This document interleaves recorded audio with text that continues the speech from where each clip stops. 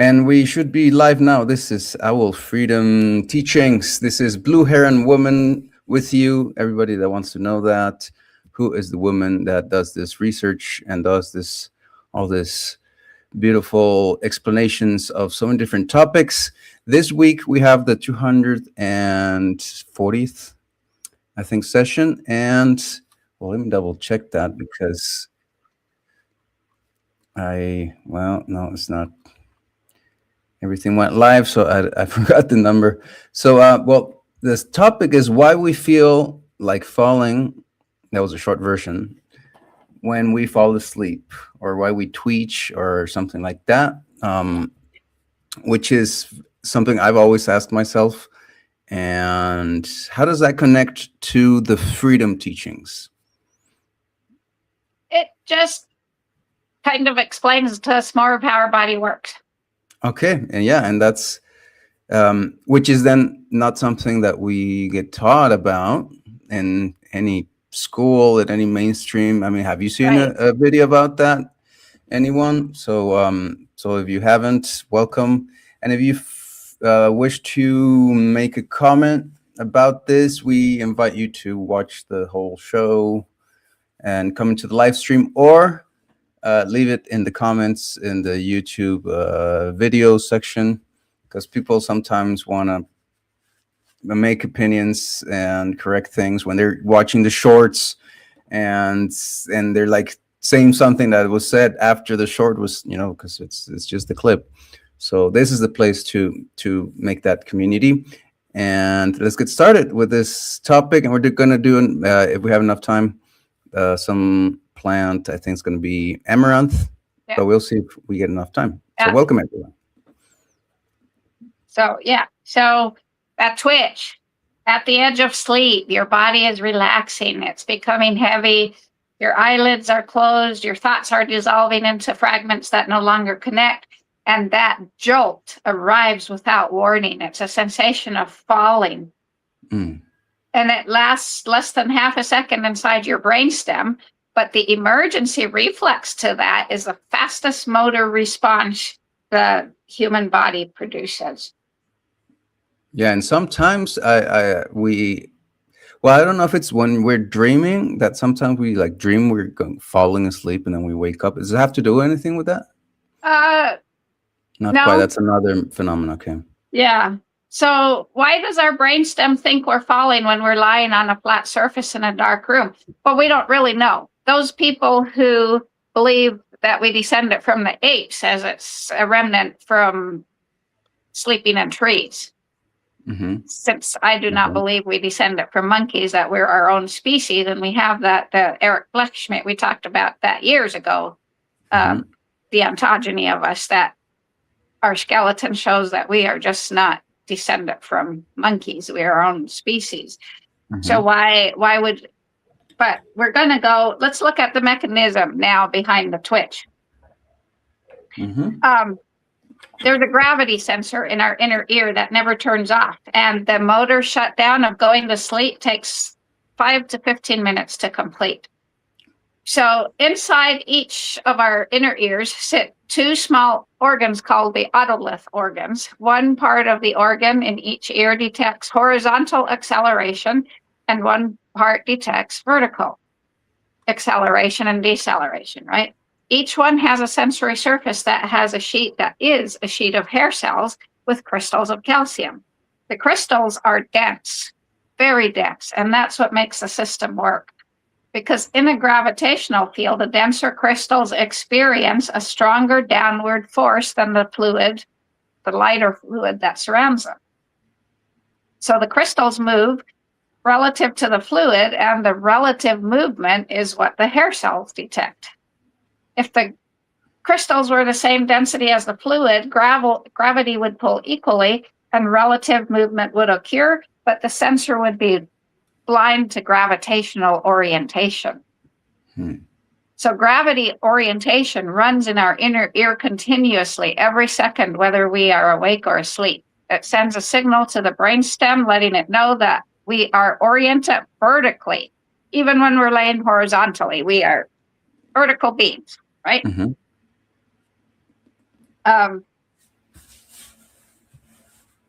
the gravity sensor never turns off because the brainstem never stops needing to know which way is up and which way is down.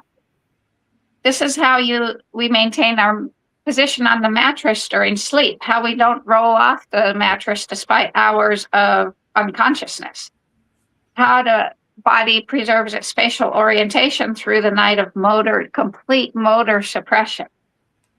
The vestibular system runs independent of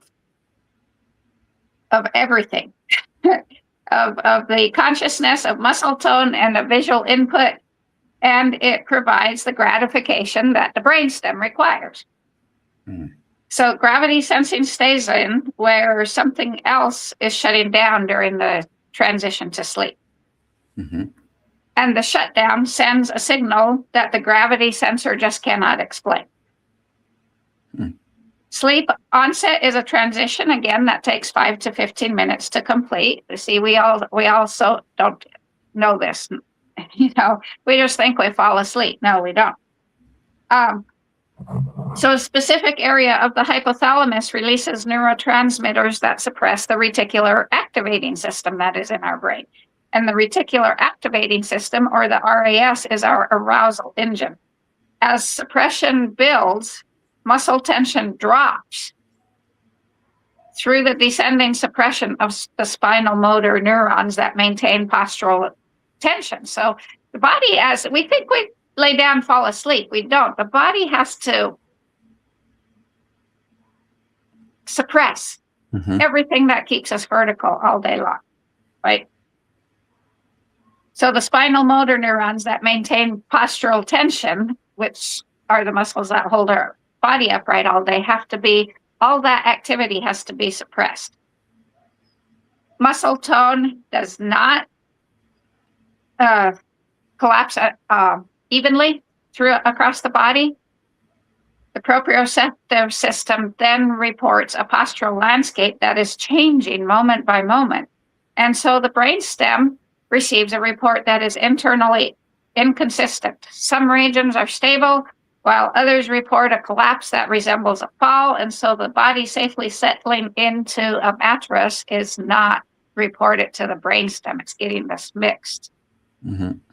Right. So that's another reason for why that would be, because it's going like you're falling. Mm-hmm. X and X, A and B, muscles A, B, and C are falling, but muscles C, D, E, and F are not. What's right? Yeah, it's pretty funny. Yeah. So sensory processing enters the hypnagogic state, the borderline between waking and sleeping, where imagery becomes fragmented and thought coherence dissolves into loosely connected associations. And so now we have 3 systems reporting to the brain, the stem, about the body's position in space. The vestibular system, which is the gravity sensors, continue operating uninterrupted during this sleep transition. The proprioceptive system, which is our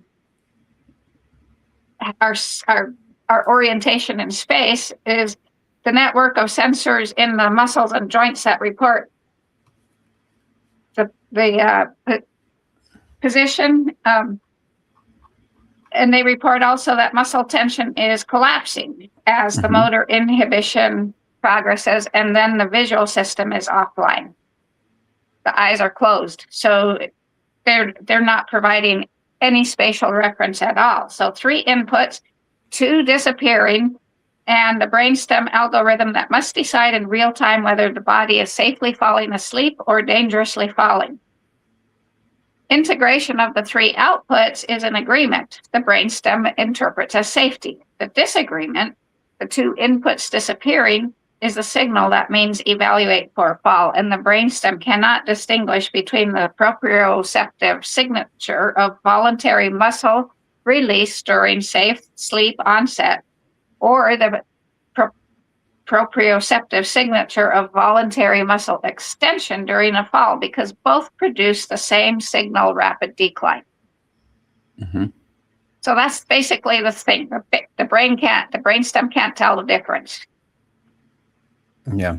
So So why does the twitch happen more on some nights than others? Well, there's 3 conditions that affect the transition to sleep window.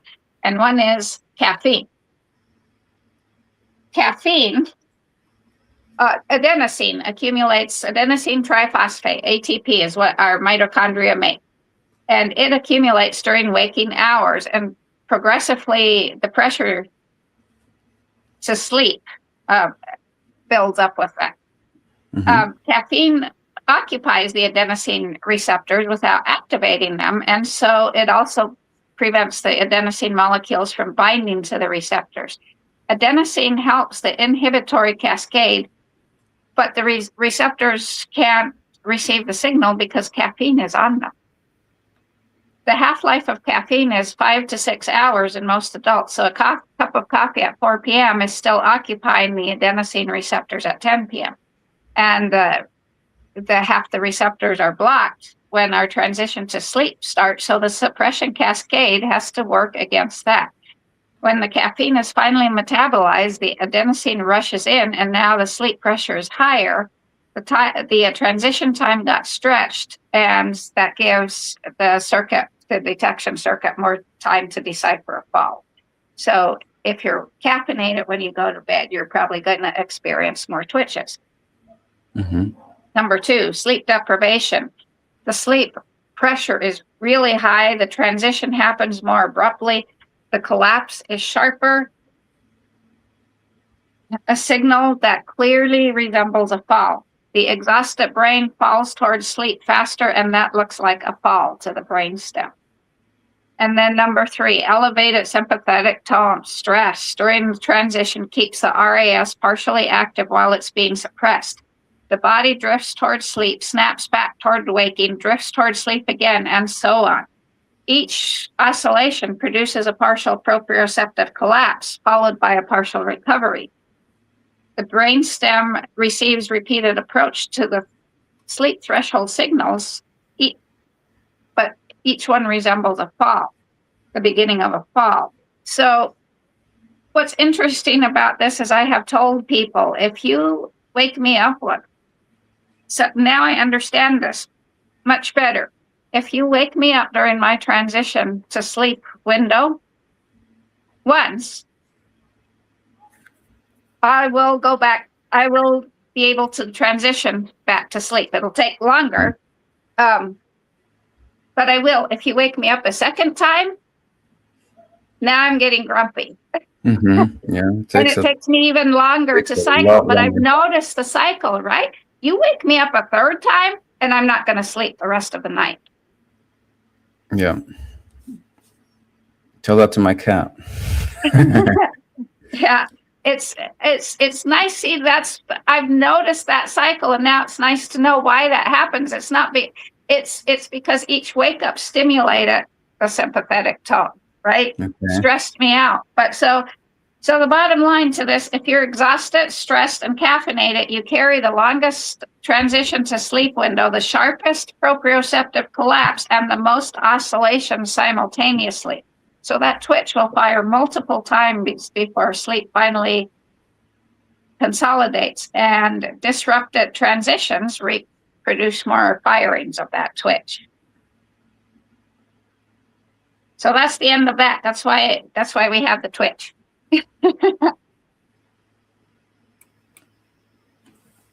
Wow. So that's we never thought of that. We're so,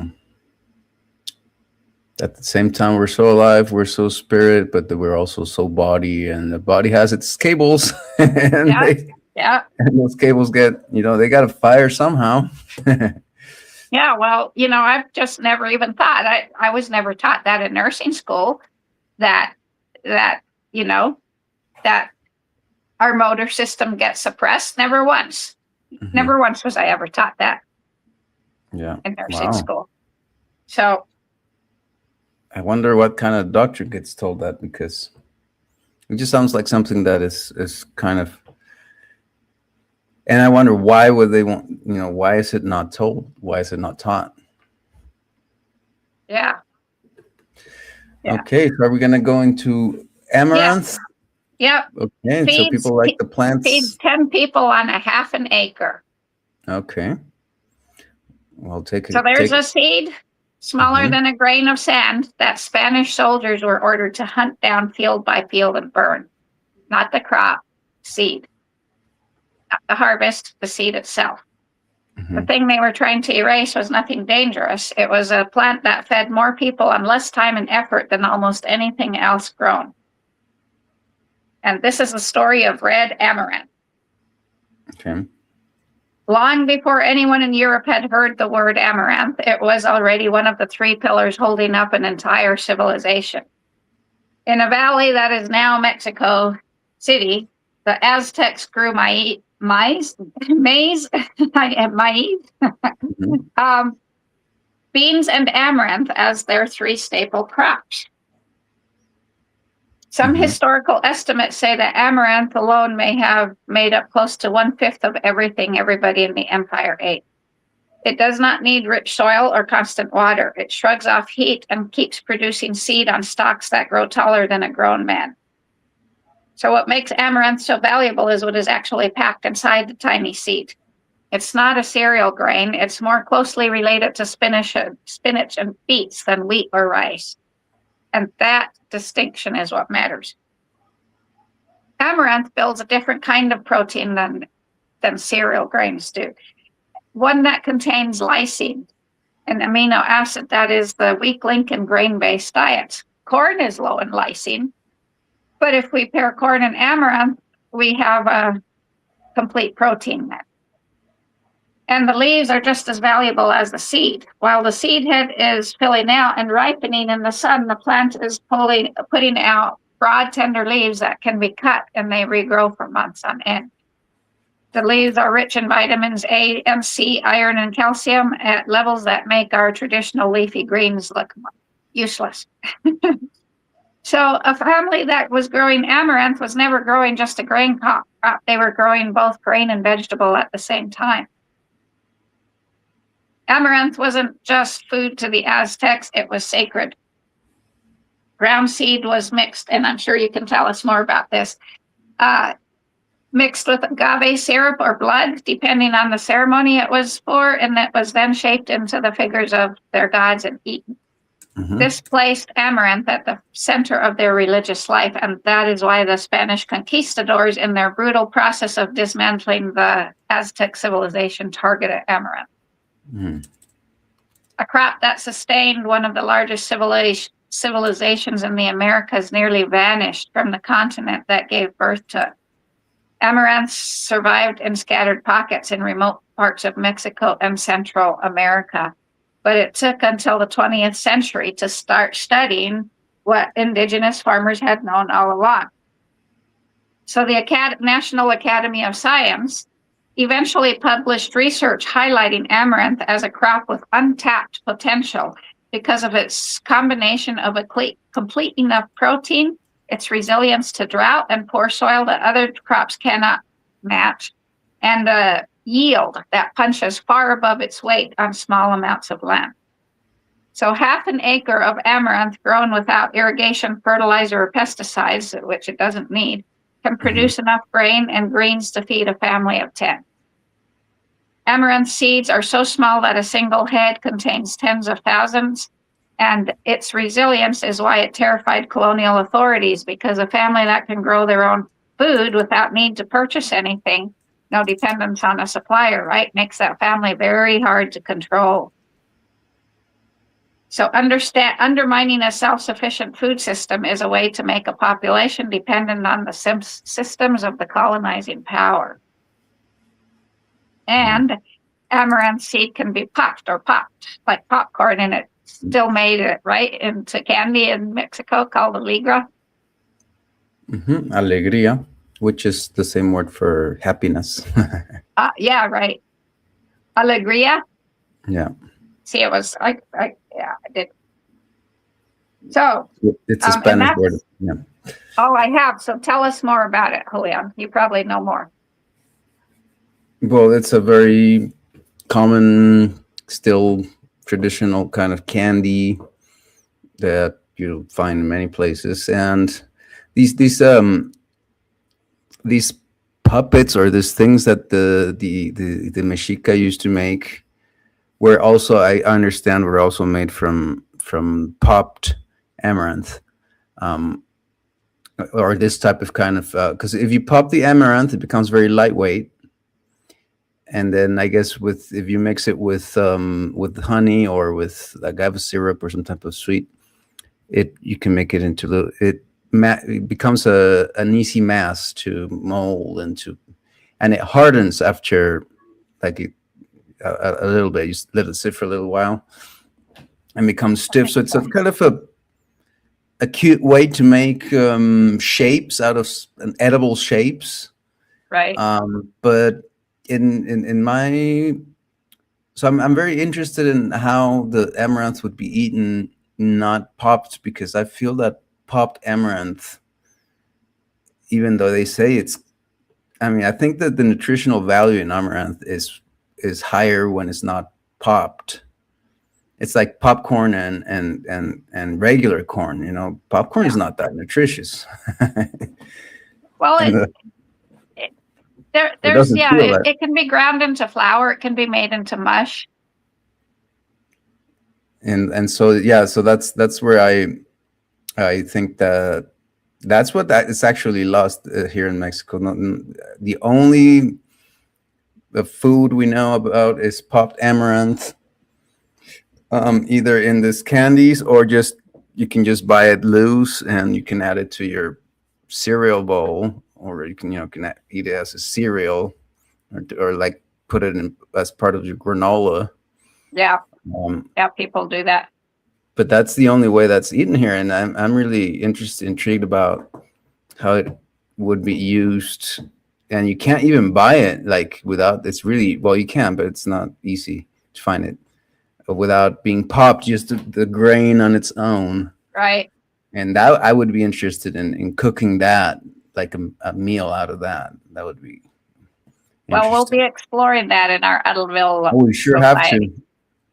to. Yeah, surely. And another thing that I've observed that I maybe can share is that the plant it grows so easily on its own. Like after some field has been cleared, it's like a wild. It's one of these plants that regenerates soil, I guess, Yeah. and so it appears naturally where the land has been just previously, the forest has been previously cut, and then it just pops out of nowhere. It's right there. You don't even need to grow it even.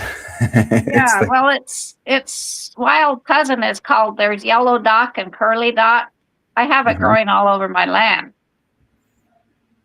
It just doesn't grow as tall as amaranth as the domesticated version does. Yeah, I don't think they're that different. That's what I feel like. I think they're very. I mean, you can just eat that. Yeah, we probably could. Yeah, for sure. But that's all I know. I mean, I've tried to, when I lived in the forest, I tried to collect it, and I just never got to collecting enough of it, so I could make myself a meal. But I played around with it, trying to collect it, and the little black seeds. And I haven't never looked at the seeds and the seed heads. I'll have to see if I can find some. Yeah, they're like a little flower. Some that came up in my food force, but with the heat and all the rain, it died off. Yeah, it's got like a little bud, like a purple bud, and inside the bud, if you shake it on top of your hand, the little seeds will fall into your hand. That's how.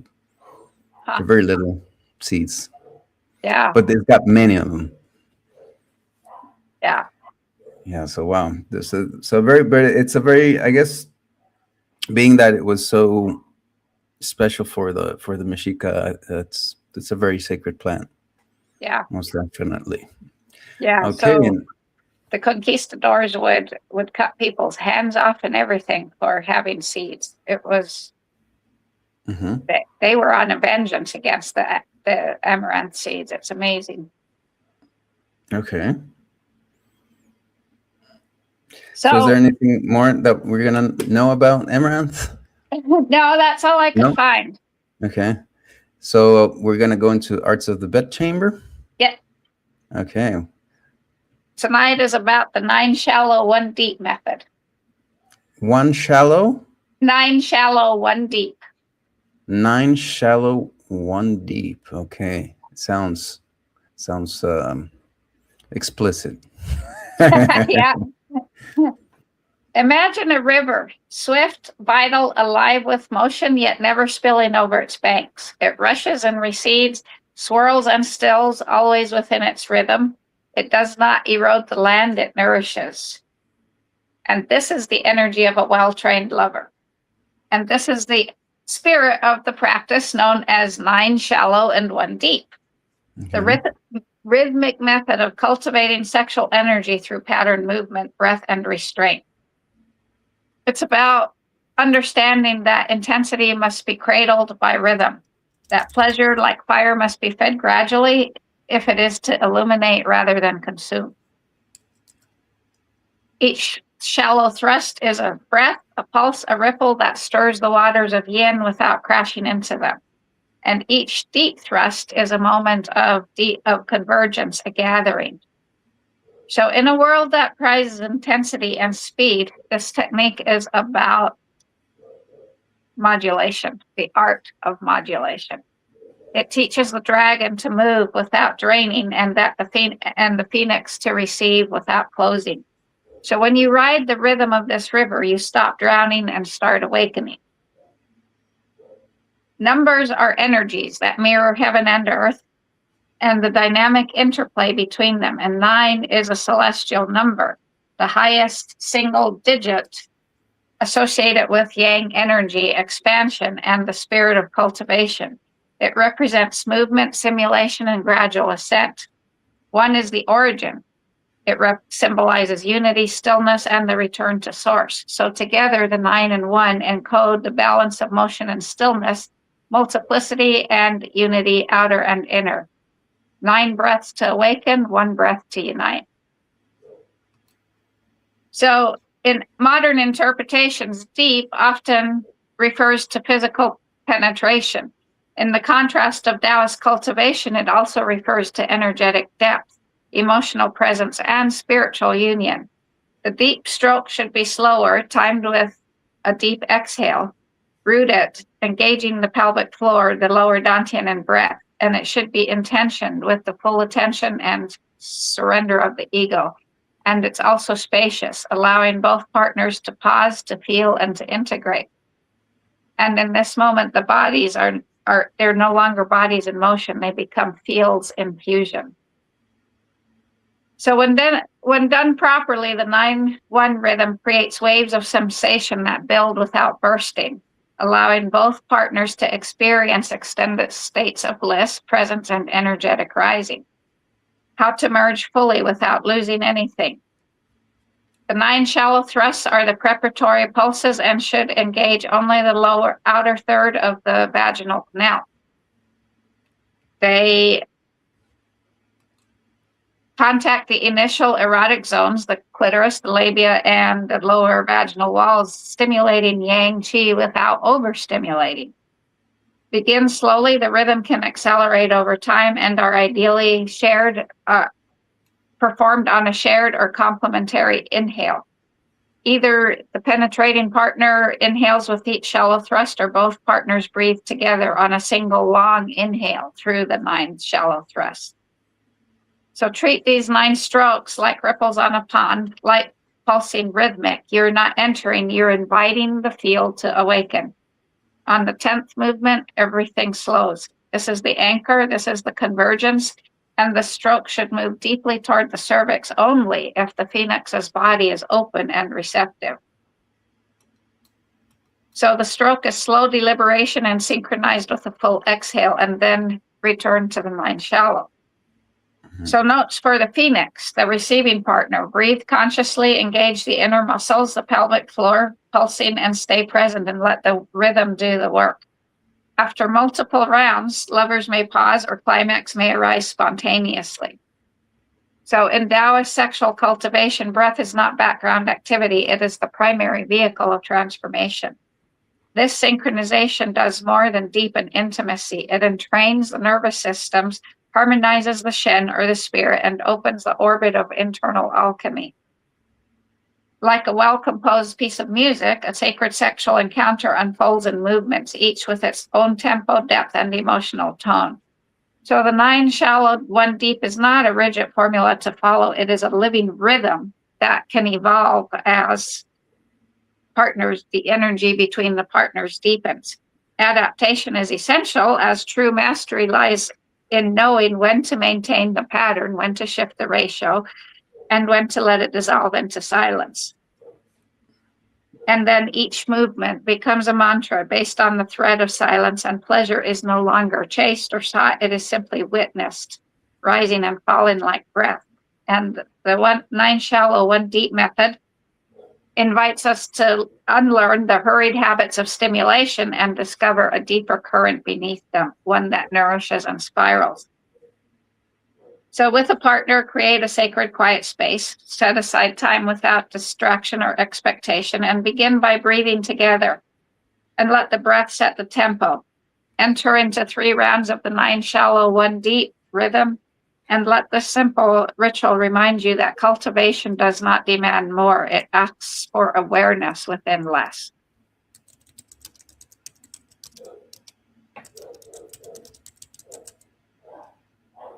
And that's all about the Taoist arts of the bedchamber for tonight. Okay. So it was a shorter version of the show today with our 3 typical sections. One that is kind of health oriented, the plant part, and the Taoist sexuality part at the end. And are we going to have the same triad for next week? Yeah, we're going to talk about next week. Our morning decides how we age, and we're also going to talk about what our body actually needs almost hourly during the day. Okay. For that. And then before we go into another plant, I think since it's very important to, part of our developing the Edelville societies is we have to figure out how to do things differently, right? Mm-hmm. So we don't need to completely build the template. We just need to start looking at what the Amish are doing. Okay.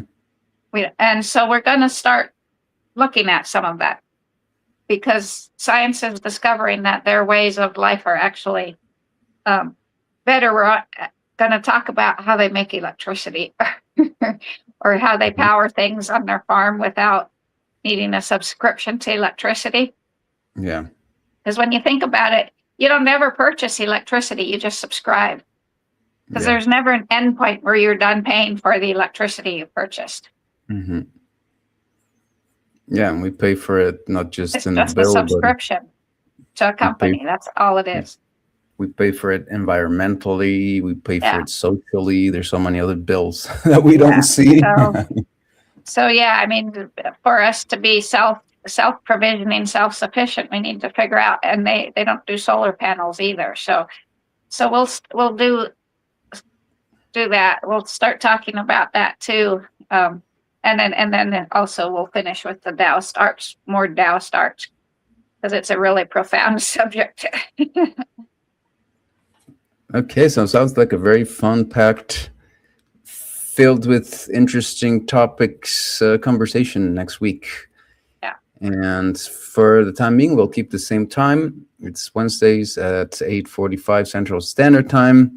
If you want to visit, if you want to join, if you want to learn more, if you want to become part of this freedom movement, freedom community, you can do so at alohanidaliving.com. That's Aloha and Aini sharing 1A.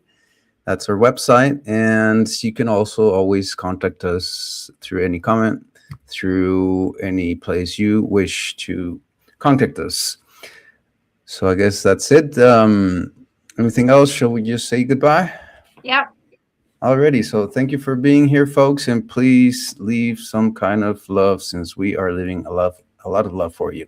See you next time. Yeah.